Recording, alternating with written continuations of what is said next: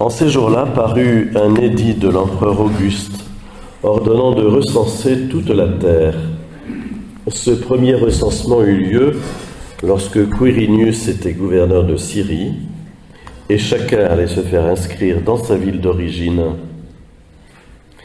Joseph, lui aussi, quitta la ville de Nazareth en Galilée pour monter en Judée, à la ville de David appelée Bethléem, car il était de la maison et de la descendance de David.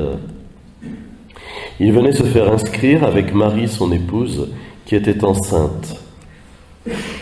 Or, pendant qu'ils étaient là, arrivèrent les jours où elle devait enfanter.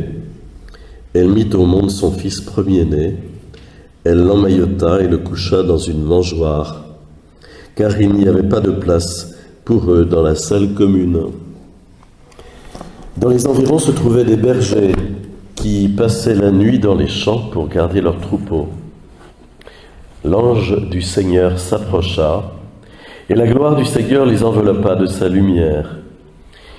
Ils furent saisis d'une grande crainte, mais l'ange leur dit : « Ne craignez pas, car voici que je viens vous annoncer une bonne nouvelle, une grande joie pour tout le peuple.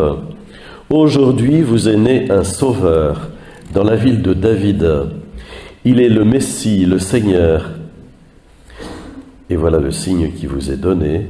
Vous trouverez un nouveau-né emmailloté et couché dans une mangeoire. » Et soudain, il y eut avec l'ange une troupe céleste innombrable qui louait Dieu en disant : « Gloire à Dieu au plus haut des cieux et paix sur la terre aux hommes qu'il aime. » Cette nuit de Noël nous redit l'essentiel de notre foi chrétienne.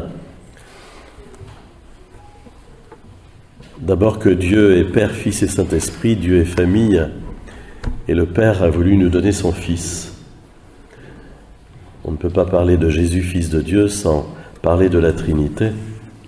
Et il est important de le redire aujourd'hui parce que nous sommes confrontés à d'autres croyances, à d'autres religions, et notre religion chrétienne a cette spécificité de dire et redire que Dieu est amour, que Dieu est famille, que Dieu est Trinité, Père, Fils et Saint-Esprit.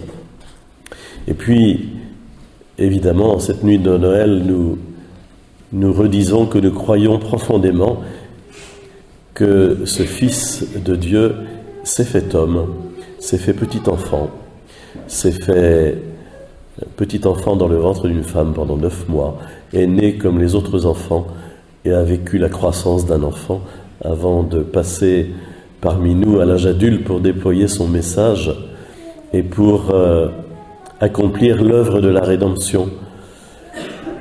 Dieu s'est fait homme. Nous avons toujours du mal à accepter cette réalité et à nous dire que la grandeur de Dieu, la toute-puissance de Dieu peut lui permettre de s'anéantir à ce point.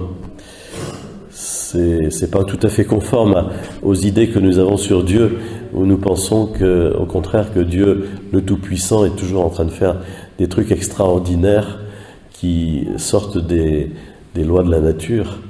Or, nous constatons que quand Dieu veut faire de l'extraordinaire, il se met lui-même dans l'ordinaire le plus simple.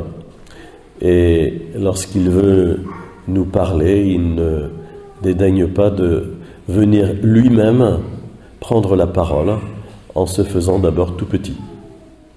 Et voilà le signe qui est proposé aux bergers.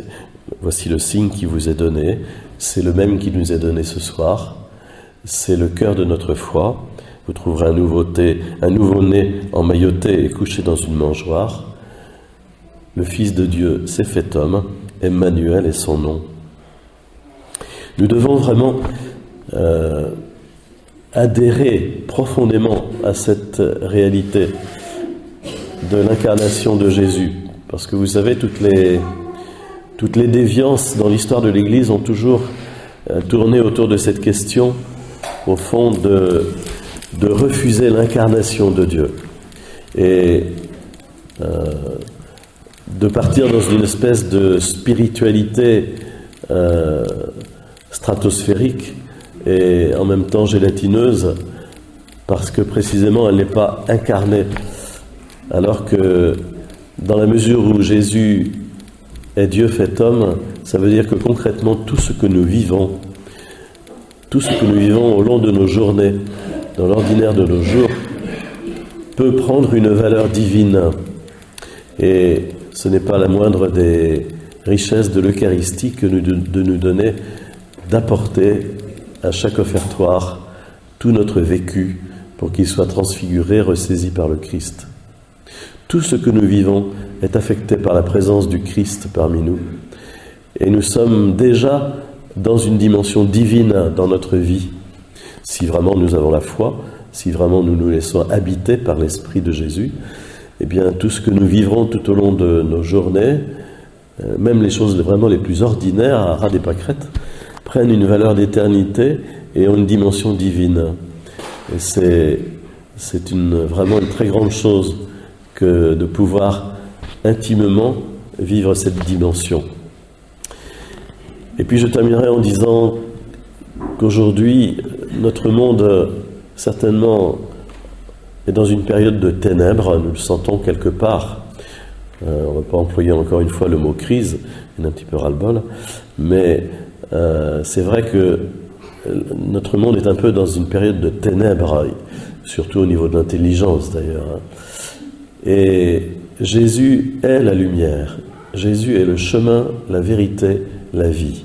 La seule lumière qui nous soit donnée, c'est l'Évangile, c'est Jésus.